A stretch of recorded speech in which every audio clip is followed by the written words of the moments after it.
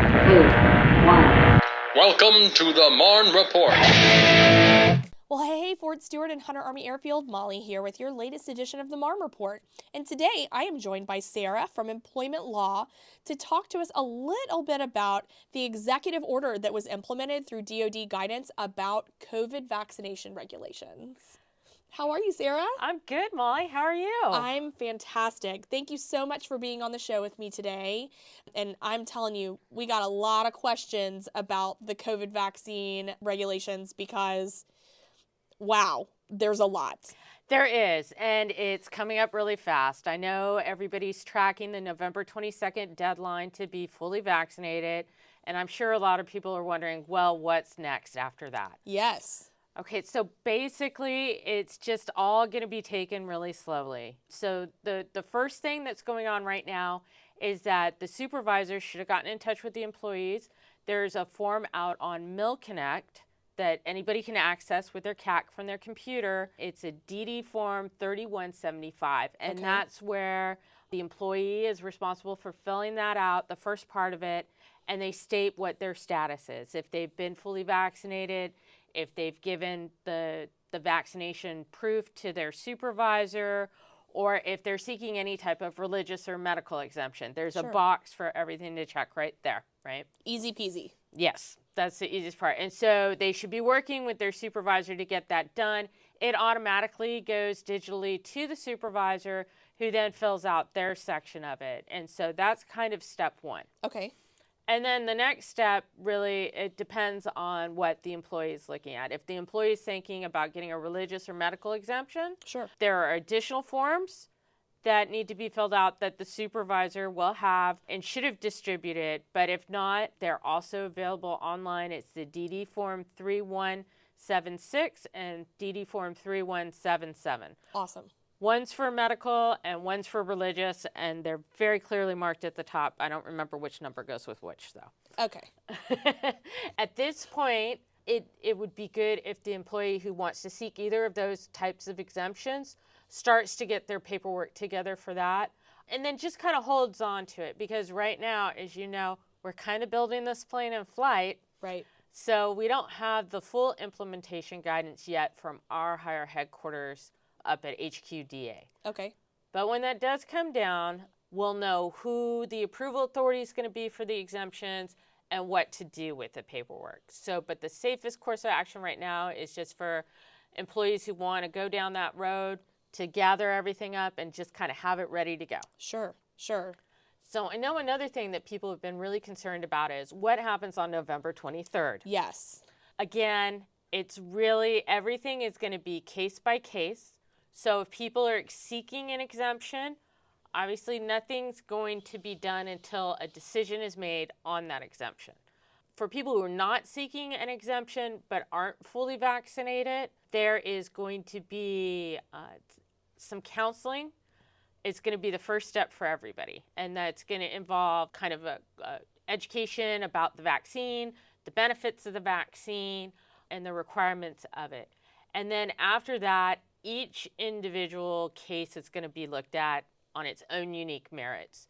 So if employees are still refusing to get vaccinated, it will enter into the disciplinary process, but like all discipline matters, they're unique, looked at based on their individual facts, and employees will get an opportunity to explain why they're choosing what they're choosing to do. But when it comes down to it, this is a presidential executive order. Sure. And our boss, our big boss has said, you will get vaccinated, and therefore we have to get vaccinated. There's no exceptions for telework or 100% remote work or anything like that. The only exemptions that exist would either be for religious or medical reasons, and the paperwork for that is out there, so people just need to start getting it together. Sure. Okay, so yeah, you answered the big question. It's kind of case-by-case basis. Nothing is really cut and dry at this point, but, you know, everyone is urged to be vaccinated if they can be vaccinated. Okay, so here's my next question. There's the soldier vaccination status, there's the civilian vaccination status, and there's the contractor vaccination status. Is there any difference between the three of those? Yes. Okay. Yes, there's quite a bit of difference. So there's different deadlines, there's different requirements. The civilian vaccination status was really the one I was focusing on. Sure. With that November 22nd deadline, and that applies to federal civilian employees. Okay. I think the soldiers potentially have until sometime in December. Yes. And they have a different process for religious and medical exemptions. And if they have any questions about that, or, if your soldier spouse has any questions about that, the best thing for them to do is go talk to their squad leader or their first sergeant. Okay. And then as far as contractors go, that too has a different deadline and many legal cases pending on its implementation. So I think the latest was that the deadline got pushed to January 4th. Okay. And also the Fifth Circuit Court of Appeals has issued an injunction staying that requirement until the legal wranglings are done. And those are... Wow. Yeah, those are boring to most everybody except for me, so I won't get into them. Okay, so let's talk a little bit about this. You talked a little bit about like supervisor responsibility and employee responsibility. Is there anything else that you would like to add aside from, you got to fill out the paperwork, you need to speak with your supervisor and make sure that you have all of the proper things turned in and ready to go. But is there anything else that you would like to add on that?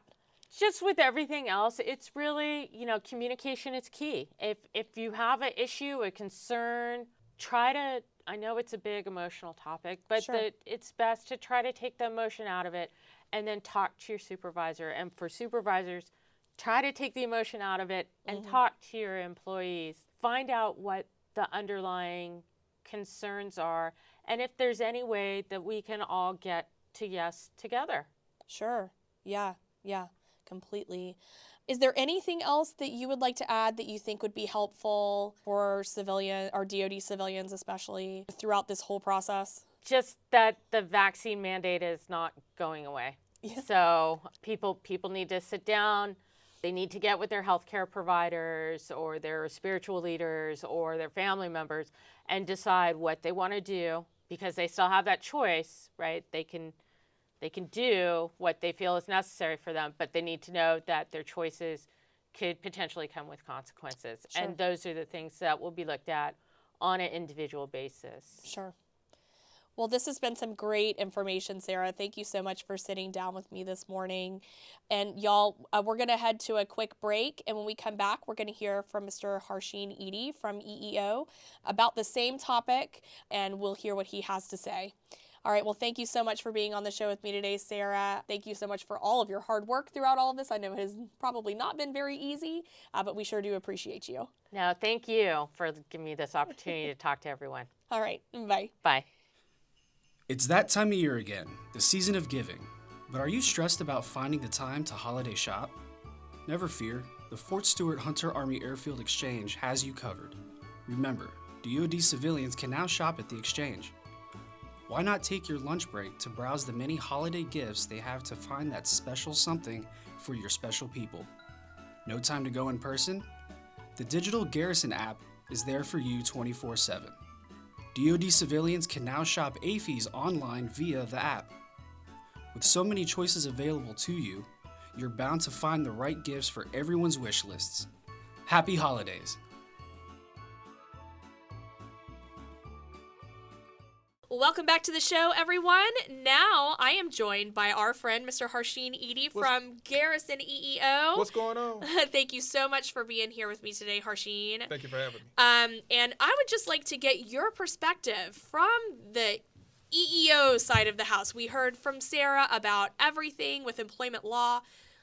So can you tell us about these, we've got the DOD guidance saying that everyone needs to be vaccinated. Yes. Obviously, there are going to be some folks that don't want to get vaccinated for whatever reason that is. Mm-hmm. So where do you fall in all of that? Where does the EEO office fall? So I'll start by just giving a quick overview of what EEO does. Sure. Now, we do provide individuals with reasonable accommodations, but I want to talk about the differences between an accommodation and an exemption, because Okay. a lot of people are blurring that lines. Right. And there's a misconception that the EEO office, we're the ones that make the decision for both any reasonable accommodation or any exemptions. Trust me, I've had a flood of phone calls in our office saying, hey, when are you going to approve my exemption? Sure. So let me just start by talking about the accommodation process. Okay. So when you talk about the accommodation process, it's a process by which an individual can request an accommodation based on a disability. Now, there's a qualifying factor in there. So that qualifying factor is one of my disabilities program manager will look at that individual and determine if they're a qualified individual with a disability. And how they do that is they look at if that individual can perform the essential functions with or without the accommodation. Right. The key word is accommodation, right? The Yeah. accommodation is a modification or an adjustment in the work environment, an application process if someone's getting hired on, or the environment in which they work in. It's not an exemption. Exemptions are completely different, where an exemption is to exclude someone based on a medical or religious category Okay. or requirement. An accommodation, you can receive an accommodation based on medical or based on a religious issue or religious or medical issue, Okay. but it's just to modify your current work environment. Right. Okay. Or modify that individual trying to obtain employment through the federal government. I.e., if an individual is deaf or hard of hearing and they need an interpreter for an interview process, we have to then work to provide that individual with that interpreter services. Sure. Sign language interpreter. Sure. When an exemption is completely different.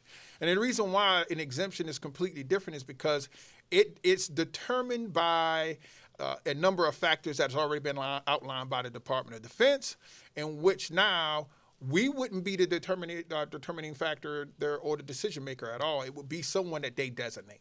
So where the reasonable accommodation process, the supervisor, typically the first line supervisor is the decision maker. In the exemption process, it's going to be someone that the Department of Army designate, and it may be someone at a higher level. We're not quite sure because we haven't received any of that guidance yet. Okay. One thing I tell supervisors to do is to hold on to those exemption packages, follow the requirements to a T.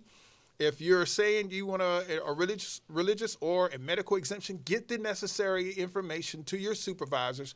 Supervisors hold on to that information so that when they say, hey, we've identified the decision maker, that individual can then now process those exemptions. Okay. All right. Well, that's very, very helpful. What else would you like to add? Because I know that, like, when we were talking to Sarah, everyone's biggest question is, are people going to start getting fired on November the 22nd? And this is a long process that is still very much so in the building stages. We're still trying to figure all of this out. What do we do to kind of ease people's minds about this? Communicate. With the reasonable accommodation process, we call it the interactive process. And it's incumbent for the supervisor to engage the employee. Right. Because the purpose of that is to really find out how they can assist that employee with enjoying the benefits of employment through an adjustment or a modification. The exemption is no different. It's different terms, different processes, but it's literally engagement. Have those conversations with your employees if you're a supervisor. Employees, if you're concerned about something, bring those questions up to your supervisor. The one thing I tell you is talk to the experts, i.e., talk to Sarah, talk to CPAC. And then if you still haven't gotten that guidance or that clarification, bring that up to your chain of responsibility, i.e. your directors of the directorates, and then to the deputy to the garrison commander. I'm quite sure we can get an answer to you. Yeah. So I would tell people, don't be afraid of the fact that we're looking at the end game. We're not looking at everything in between. We're not looking at the process of exemption. We're not looking at the things that come in between that. We're not looking at anything but, hey, the earth is about to come to a crashing end. Yeah. And that's not even necessarily the reality. Right. The reality is there's a mandate. There's requirements, and they're putting a process in place in order for individuals to be exempt if they really believe that they need or require that exemption. Sure. Well, Harsheen, thank you so much for all of this awesome information. Now, let me ask you, if anybody wants to come and talk to your office, How do they do that? Where do they go? So they can call our line. Our number is 912-767-4074. That's our line. Our emails are being changed over right now. Everybody knows this great migration. Come on, feel like I'm a part of history now. I know. Where were you where the Great Army Migration was at? Well, I was right about that. So we're doing a migration with our email address for our office. And so just be patient with us, and we will publish that here shortly so that everybody knows that we've migrated our joint email account for our office. Sure. Well, hey, thank you so much for being on the show with me today. Everyone, thanks so much for listening. We know that this is a really hot topic, so if you have any questions, please make sure that you're reaching out to your first line supervisor. And just like both Harsheen and Sarah said, make sure to keep those lines of communication open because I think that that's really going to be key in this whole situation. Yes, it is. Thanks so much for listening, everyone, and we will talk at you again next time. Thank you. See you around.